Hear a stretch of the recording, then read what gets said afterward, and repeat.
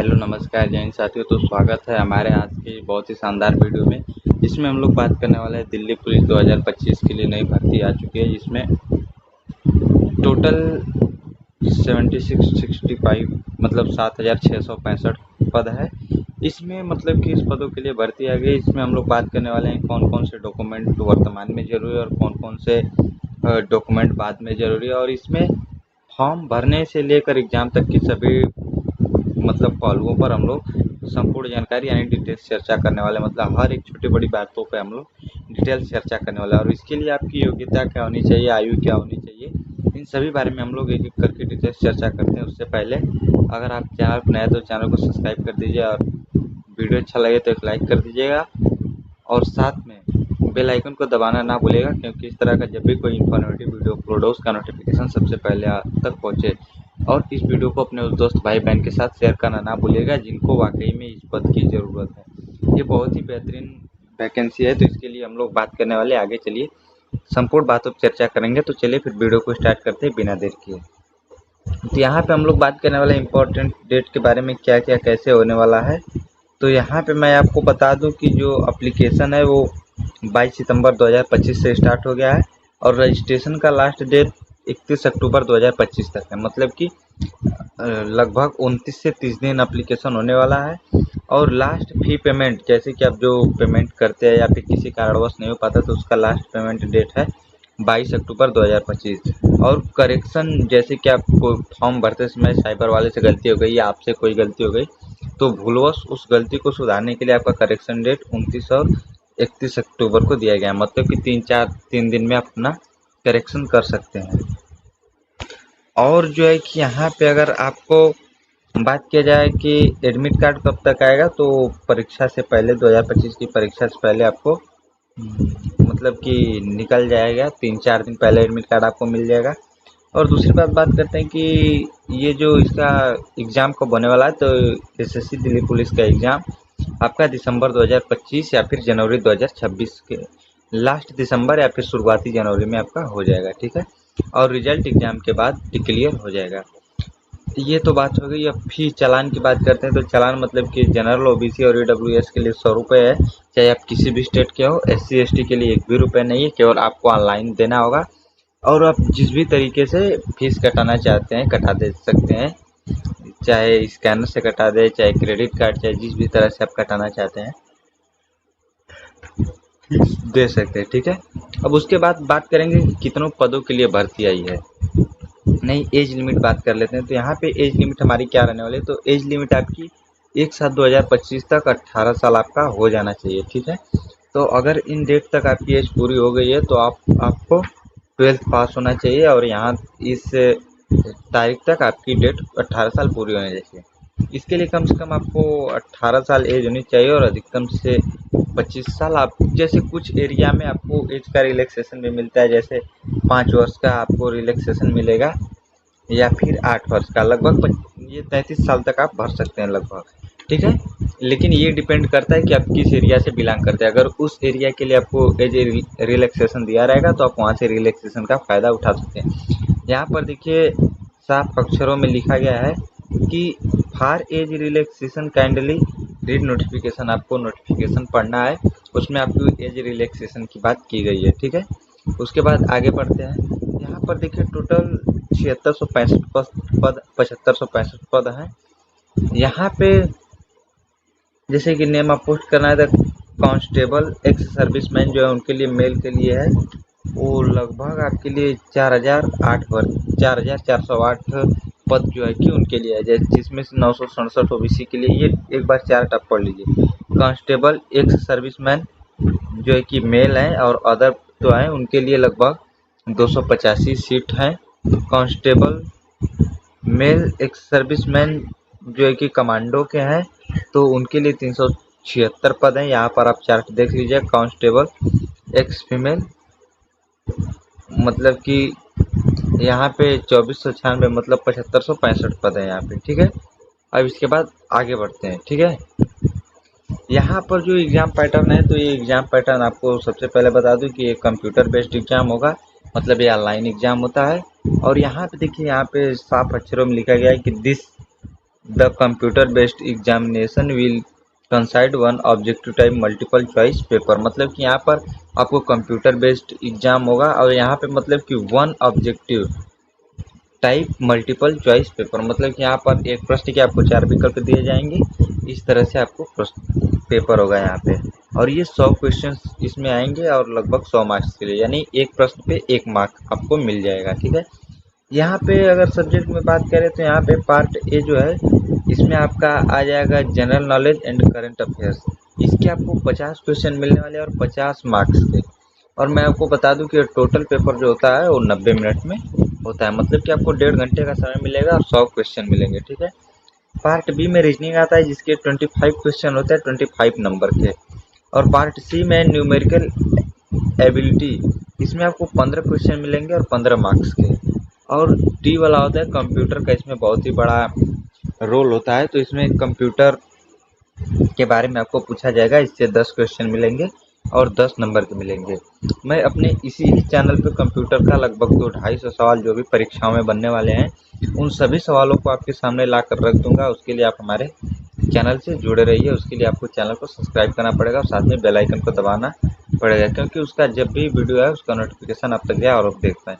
और यहाँ पे अगर माइनस मार्किंग की बात करें तो निगेटिव माइनस मार्किंग 0.25 है, यानी 1/4। 4 गलत प्रश्नों पर आपका 1 सही अंक काट लिया जाएगा। एक प्रश्न के लिए आपको 1 अंक मिलेंगे, लेकिन अगर आप 4 प्रश्न गलत करते हैं तो आपका वो प्रश्न भी गलत हो जाएगा। ठीक है, उसके बाद आगे बढ़ते हैं।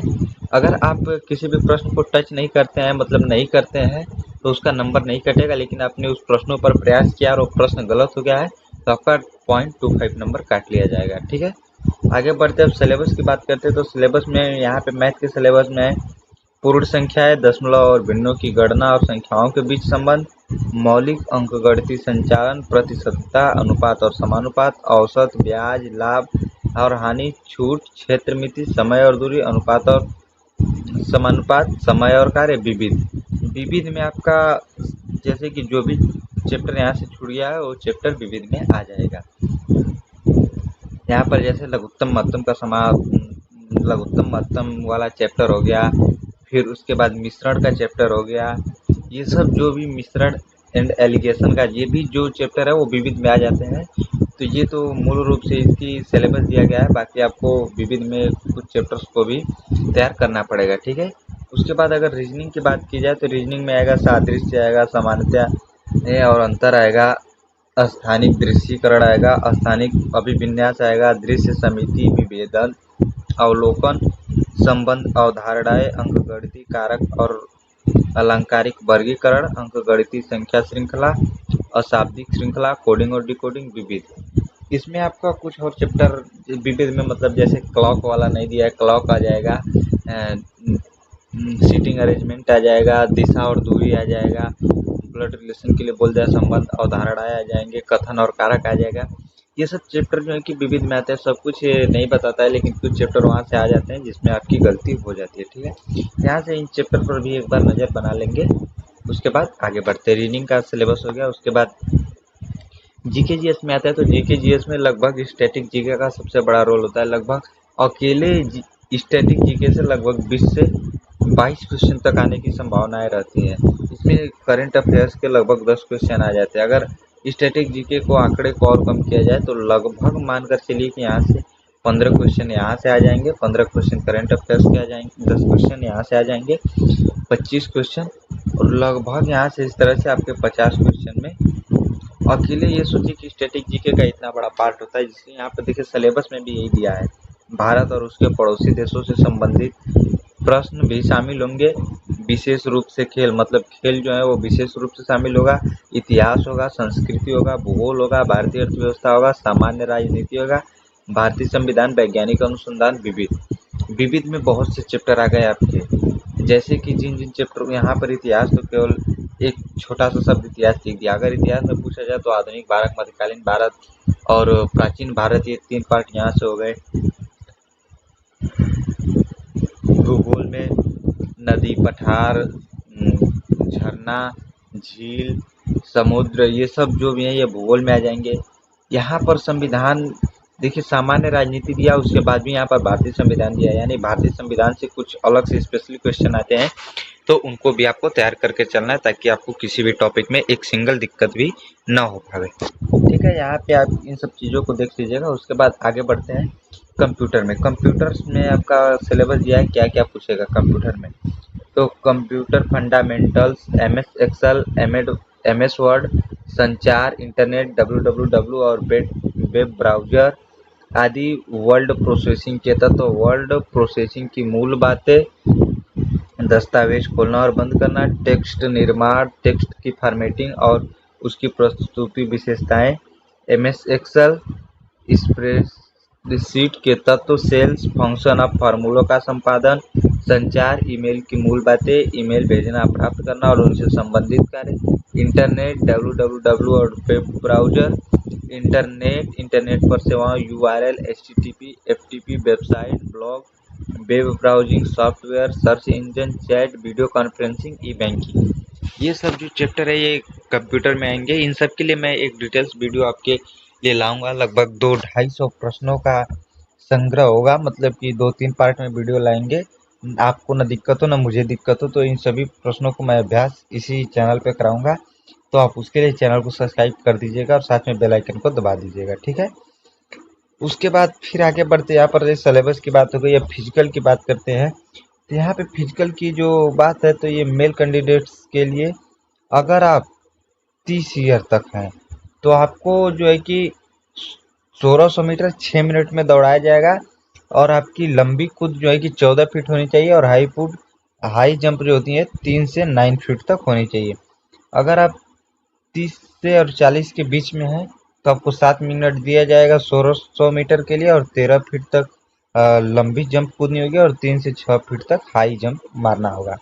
और एबव 40 ईयर मतलब जो एक्स सर्विसमैन होता है, उसे एज रिलैक्सेशन के कारण उनकी उम्र बढ़ जाती है, तो उनको 1600 मीटर 8 मिनट में दौड़ाया जाएगा, और 12 फीट की लंबी जंप मारनी पड़ेगी, और 3 फीट से लेकर 3 फीट तक उनको हाई जंप मारना होगा।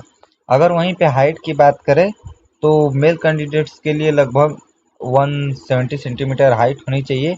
अगर आप SC/ST के हैं तो आपको 5 सेंटीमीटर की आपको छूट मिल जाती है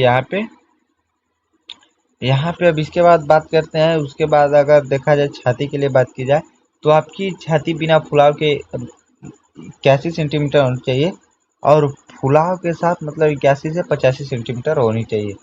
अगर आप पैरा में लिस्टेड है या हिल एरिया में है, जैसे पहाड़ी क्षेत्र में है, तो आपके लिए 5 सेंटीमीटर का रिलैक्सेशन मिल जाएगा, और SC/ST में है तो भी आपको 5 सेंटीमीटर का छूट मिल जाएगा। ठीक है, उसके बाद आगे बढ़ते हैं। यहाँ पे ये हो गया छाती का हो गया और हाइट का हो गया। ठीक है, और उसके बाद महिलाओं के लिए क्या रिक्वायरमेंट है, तो महिलाओं के लिए अगर 30 साल तक उनकी उम्र है तो 1600 मीटर 8 मिनट में दौड़ाया जाएगा, और उनकी जो लंबी जंप है वो 10 फीट तक करनी होगी, और हाई जंप 3 फीट तक करनी होगी।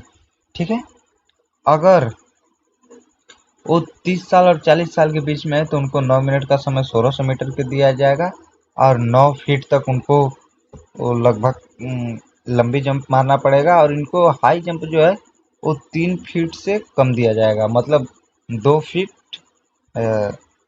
9 इंची तक हो सकता है, या फिर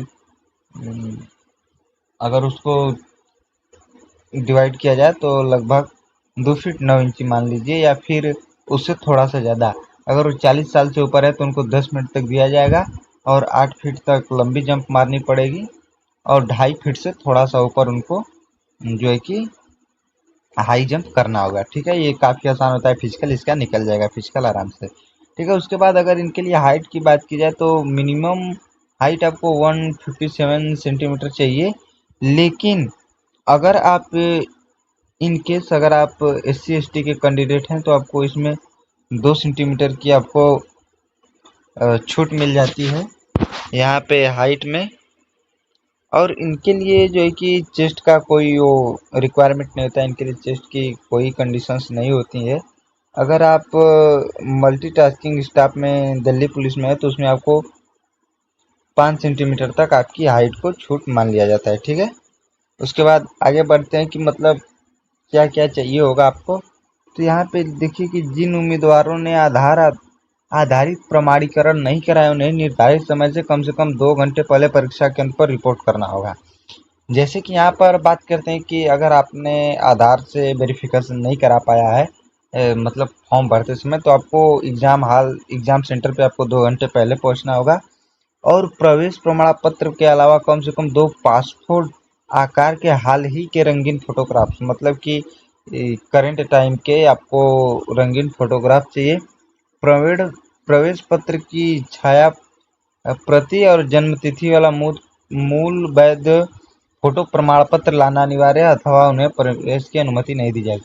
अब जैसे कि अन्य प्रमाण पत्र में आपको एग्जाम हॉल में क्या ले जाना है, मतदाता पहचान पत्र, driving licence, PAN card, passport या विश्वविद्यालय, कॉलेज या स्कूल द्वारा जारी आईडी कार्ड, नियोक्ता आईडी कार्ड, सरकारी पीएसयू, रक्षा मंत्रालय द्वारा जारी भूतपूर्व सैनिक डिस्चार्ज बुक, केंद्र या राज्य सरकार द्वारा जारी वैध पहचान पत्र सहित अन्य फोटो। इसमें बहुत से लोगों को दिक्कत आ रही है कि क्या ड्राइवरी लाइसेंस तुरंत ही चाहिए या फिर फॉर्म भरने के बाद चाहिए। तो ड्राइवरी लाइसेंस के लिए दिया गया है, यहाँ पर आपको जो ड्राइवरी लाइसेंस है वो फिजिकल के समय चाहिए या डॉक्यूमेंट वेरिफिकेशन, मतलब आप फिजिकल के समय चाहिए ही चाहिए। अगर इस समय आप लोगों के पास ड्राइवरी लाइसेंस नहीं है तो आप फॉर्म को अप्लाई कर सकते हैं, एग्जाम दे सकते हैं, और फॉर्म को अप्लाई करने के बाद डीएल आप बनवा लीजिए, ठीक है। यहाँ पे आपका जो डीएल होना चाहिए, male candidate must possessed valid driving licence for LMV, मतलब मोटरसाइकिल और कार, या आपके पास या तो मोटरसाइकिल का या फिर कार का ड्राइवरी लाइसेंस होना जरूरी है। As on the date of PNMT learner licence is not applicated, मतलब 18 साल से कम उम्र के हैं, मतलब सीख रहे हैं, तो आपका लाइसेंस नहीं चाहिए, आपके पास LMV लाइसेंस होना चाहिए, ठीक है। और